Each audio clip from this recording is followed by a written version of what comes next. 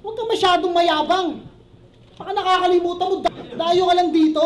Hindi ka man laging paborito. Second time ko na sa Taiwan. Papunta ka pa lang. Galing na ako dito. Unang beses ko pa lang daw sa Taiwan. Kala niya yung kanyang igi na lamang. Pasensya na ha kung hanggang Canada lang ako laging naiimbita.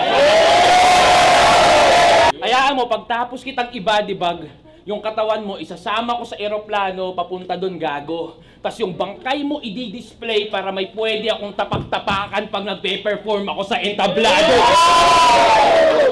Palagi ka na-invite sa Canada? Congrats! Saludo sa pagpapalaganap ng hip-hop sa ibang bansa o kahit sa ibang liga, bro. Pero sa oras na hindi ka na nila inimbita, isa lang ibig sabihin yan, na-approve na yung visa ko. Paano ka maa-approve ng visa sa Canada? Eh, pinakamalupit mong English, there's one name you can